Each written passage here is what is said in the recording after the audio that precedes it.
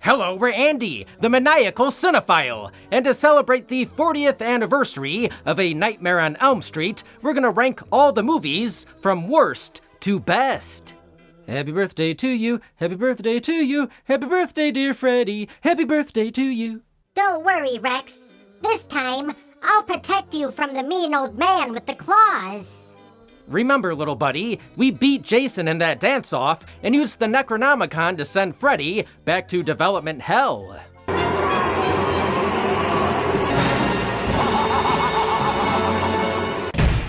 Freddy's gone. See?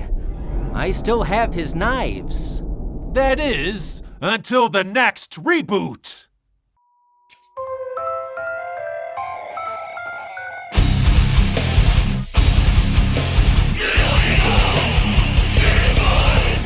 Freddy Krueger, the dream-invading razor-gloved killer, is one of the most iconic villains in horror. Ranking all 9 Nightmare movies will be tricky because the franchise has its highs and lows. Each film, even the weaker ones, offers something unique and different. Freddy's been scary, campy, meta, and remade. He's even been to Japan.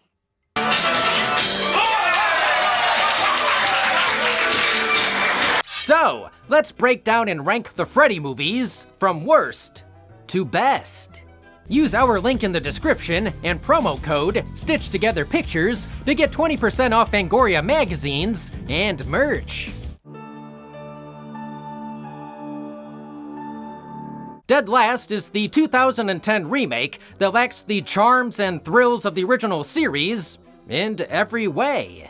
He's no Robert Englund, but surprisingly, Jackie Earle Haley's more menacing Freddy is the best part of the movie. It's real. I'm real. A real disappointment. He's more serious, the glove design is neat, and I like the little scissor tick that he added. Is it really a nightmare if there's scissoring? The exhausted teens start micronapping, which is an interesting idea and leads to some neat visuals, but results in too many lame jump scares.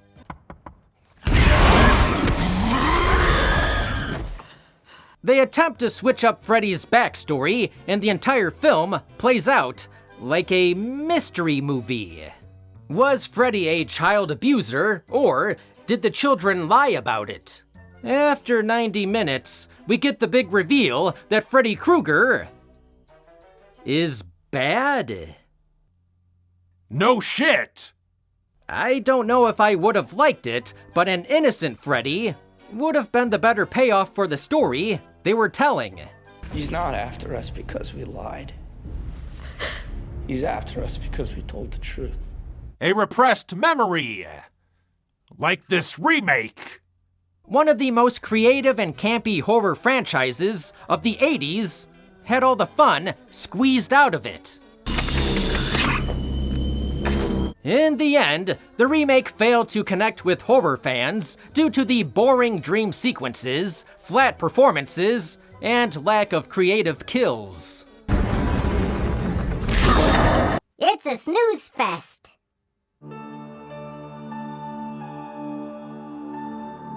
While Freddy's Dead offers some goofy, campy fun, it marks the point where the series fully embraced comedy over horror.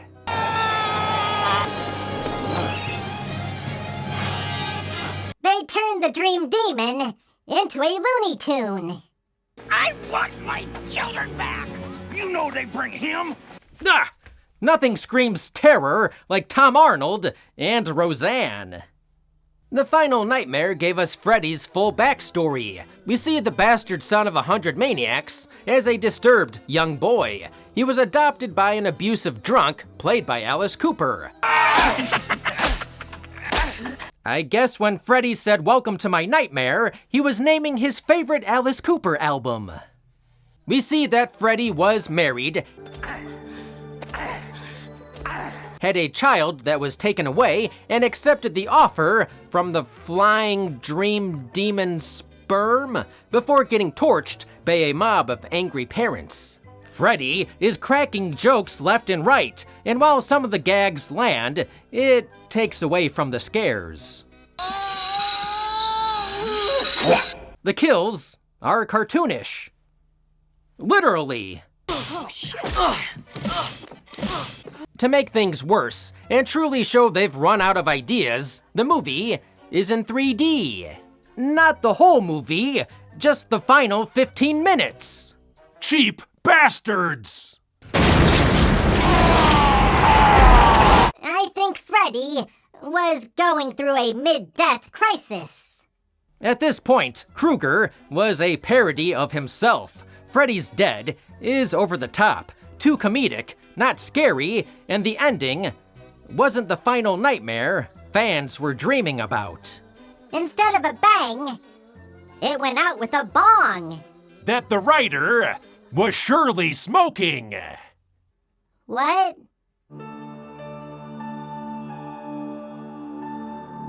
It's a boy! Part 5 once again focuses on Alice, the Dream Master and survivor of the previous movie, who believes that Freddy is dead. Sorry, Alice. Part 4's box office said otherwise. Alice hopes to start a life with her BF and fellow survivor, Dan. However, the nightmares start happening again, and Alice learns she is preggers. What's wrong with me? You're just a little pregnant. The baby is a dwarf? What? No. For some reason, the baby appears in her dreams as the volunteer boy from Jurassic Park.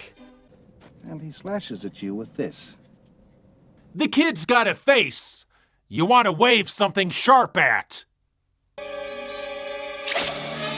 When her friends start dropping like flies, Alice suspects that Freddy is using her unborn child as a gateway. Freddy found a loophole in that baby hole. The Dream Child tried to push the boundaries with darker themes and take Freddy into more surreal territory. The gothic atmosphere, special effects, and sets make this sequel stand out. The finale is an MC Escher drawing come to life.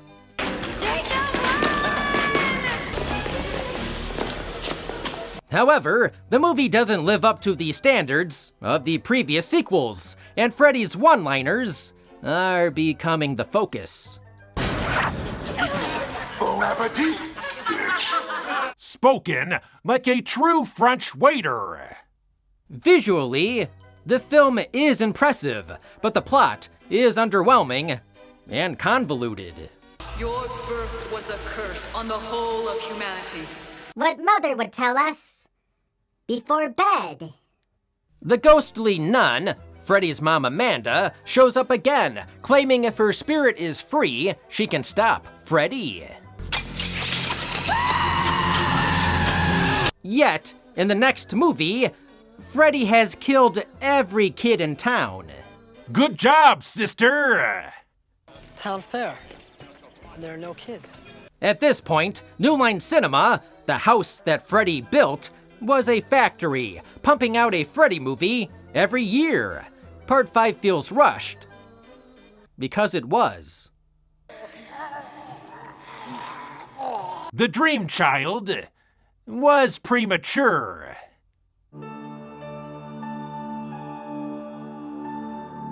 The second Freddy film is now considered a gay horror classic due to its homoerotic undertones.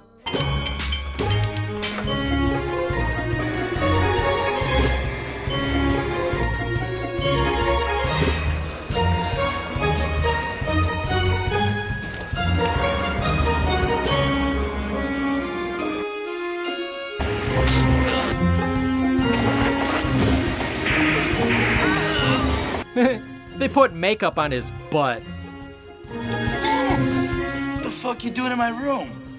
There's something inside him. Something is trying to get inside my body, and you want to sleep with me. Okay, Maybe they were overtones. The director, after the first screening, was like, "Wait, is my movie gay? How does this keep happening? Every movie I make is gay!"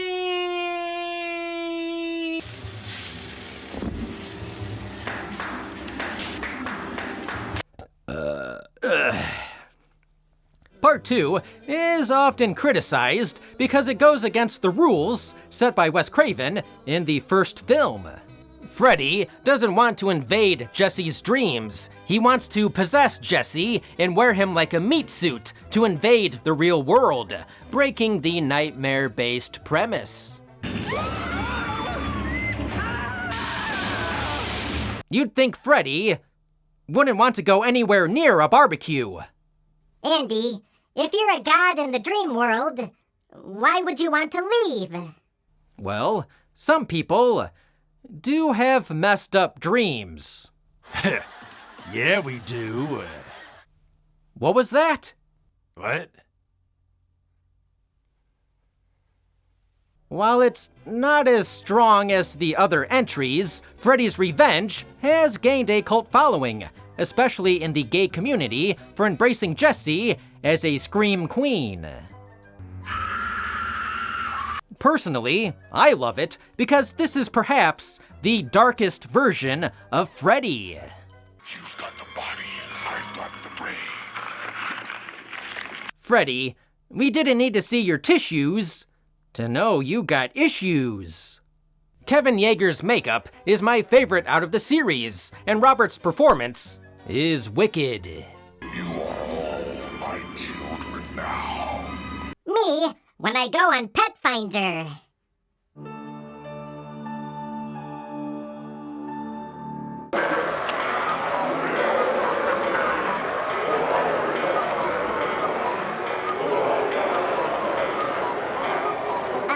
Andy, are you okay? Huh? Oh, yeah, sorry. This was the last movie I saw before the Asylum.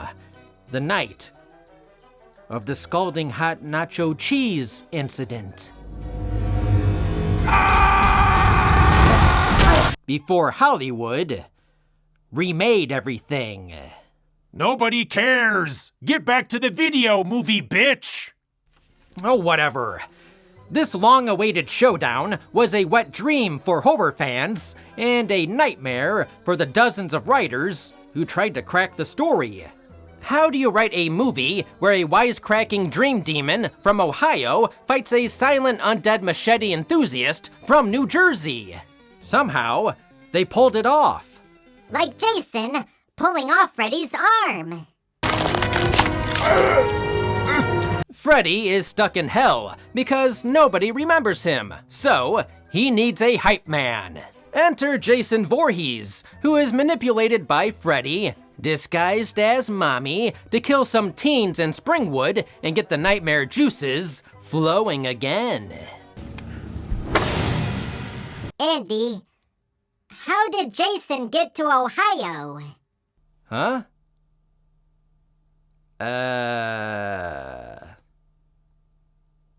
However, Jason doesn't know when to stop and hogs all the kills for himself. Some say he's still flying to this day. With over 20 kills in the movie, Freddy only got one.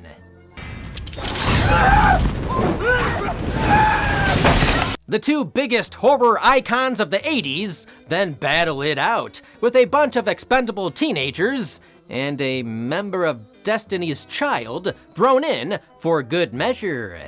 While it's not the scariest nightmare film, Freddy vs. Jason is a blast to watch, with plenty of over-the-top kills, fan service, and the final battle is an entertaining bloodbath.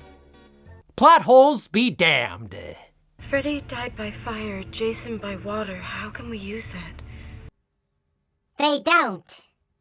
Freddy and Jason go at it like professional wrestlers, throwing punches, tossing each other through walls, and using every weapon imaginable. Hey, asshole!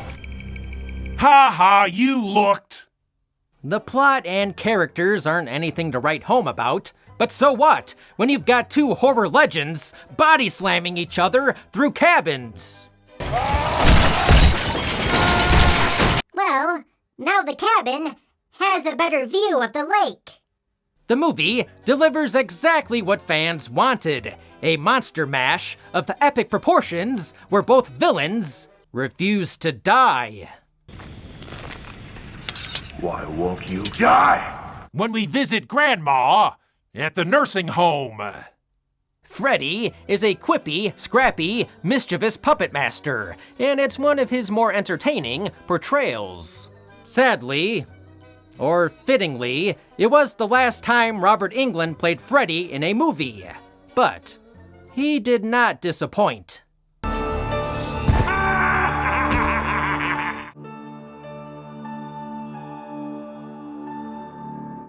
How's this for a wet dream?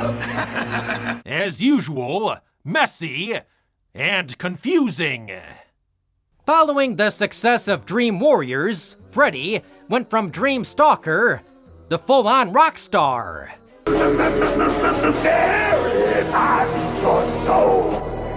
The Dream Warriors laid Freddy to rest. That is, until Kincaid's dog, Jason, shot fire out of his red rocket and brought Freddy back to life. What the fuck? It burns when I pee, and I'm not making a show of it. Freddy finishes off the surviving Dream Warriors, and Alice becomes the new protagonist after Kristen's demise. And recasting. However, Freddy's got a problem. Alice starts to absorb the powers and personalities of her dead friends, turning her from Daydreamer to Dream Master. When shot from behind, she also turns into a stuntman wearing a wig. I did enjoy Alice's journey from Shy Girl to Final Girl. She's my favorite heroine in the series after Nancy. And she's my favorite MILF on MILF Manor. It's the mom sons that is the dating pool. I thought it was going to be other people, other guys. By part 4, Freddy has embraced his role as the comedian of horror. He was killing for revenge, but now he's killing for fun. Wanna suck the face? No. Part 4 is known for the death scenes tailored to the character's personality. For instance, Debbie is afraid of bugs, so Freddy turns her into a cockroach and crushes her in a roach motel. You can check in, but you can't check out. And I thought the Bates Motel had bad reviews. This sequel embraced the MTV style with inventive kills and flashy music video visuals. Alice, fully leveled up, enters Wonderland and discovers Freddy's latest temporary weakness. His own reflection? Well, he is ugly. It's odd, but the effects are great when the souls of Freddy's victims burst from his chest and rip him apart. Freddy was at the peak of his popularity, and The Dream Master was the highest-grossing film in the franchise. Until Freddy vs. Jason. Villains are like titties. 2 is better than 1.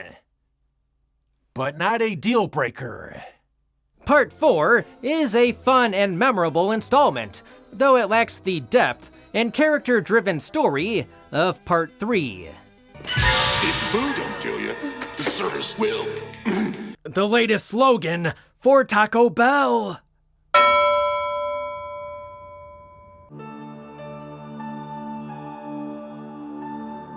Ten years after the first Nightmare, Wes Craven returned to the series and took a meta approach. A bit of a test run before he directed Scream. Damn little shits. What'd you call me? Huh? Not your friend. In Wes Craven's new Nightmare, Freddy Krueger leaps out of the screen and haunts the actual filmmakers that created him. Miss me? He's like a clingy ex-boyfriend.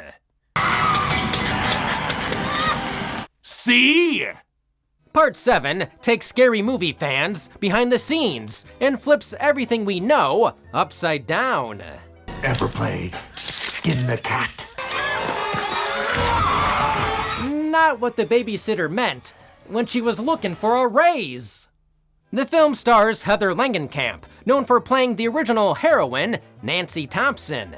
Now that the Freddy movies are done, she lives a quiet life with her husband and son, Dylan.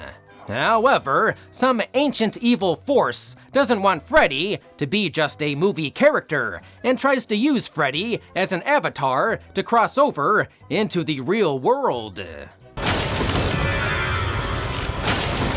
Freddy is breaking the fourth wall in more ways than one. Strange, Freddy-like events start creeping into Heather's real life. Her husband is killed falling asleep while driving, and her son starts having weird nightmares. The real nightmare is LA traffic. To save her son, this entity forces Heather to play Nancy one last time, blurring the line between character and actress.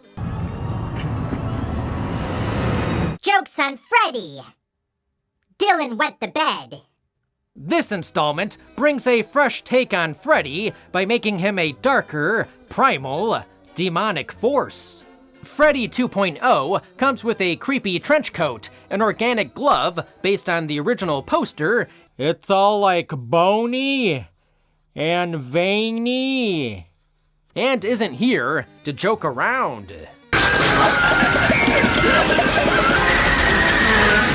When you're sitting on Grandpa's lap, and Grandpa is Steven Tyler. While not as fun as the other sequels, it is clever, self-aware, and ahead of its time. Hell, New Nightmare is a better remake than the remake!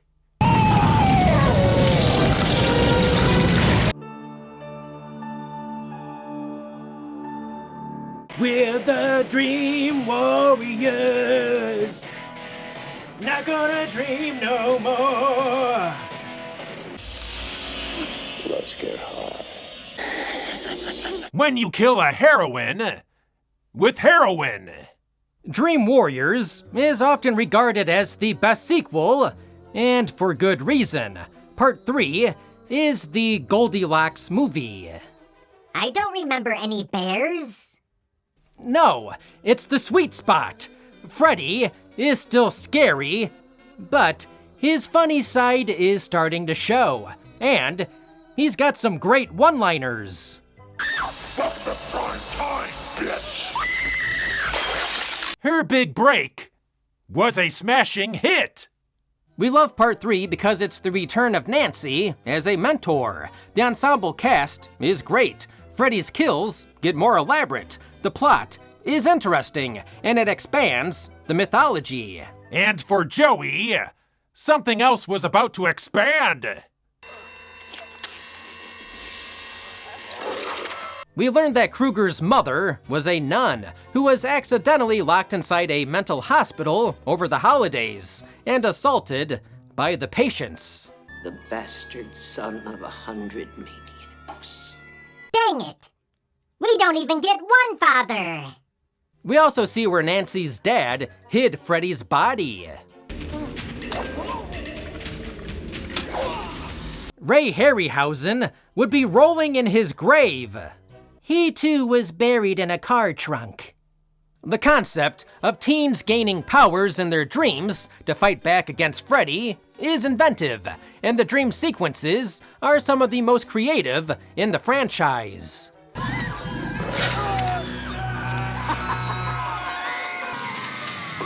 Why are they upset?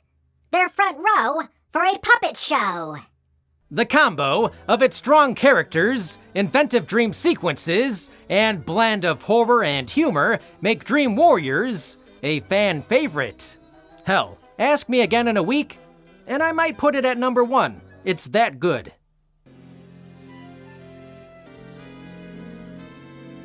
Next, She's gonna make the boiler room out of macaroni.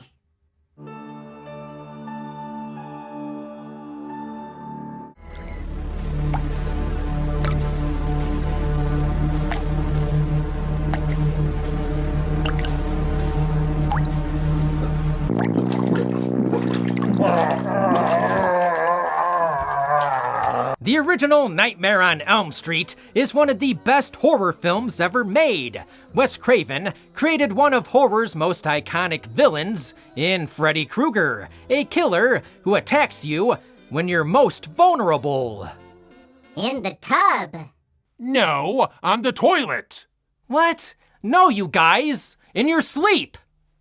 Whatever you do, don't fall asleep. Not the worst thing Johnny Depp has found in his bed. The actual footage of Amber Heard taking that dump. The film's mix of supernatural horror, psychological tension, and surreal visuals set it apart from the other slasher films of the 80s. I'm your boyfriend now, Nancy. Her new boyfriend must be French. Robert Englund's performance as Freddy is terrifying, sinister, and unforgettable, and the dream sequences are inventive and disturbing. See? See what happens when you have premarital sex? Fun! The original's haunting concept, atmosphere, creativity, and genuine scares made Freddy a legend. The first film is still the best.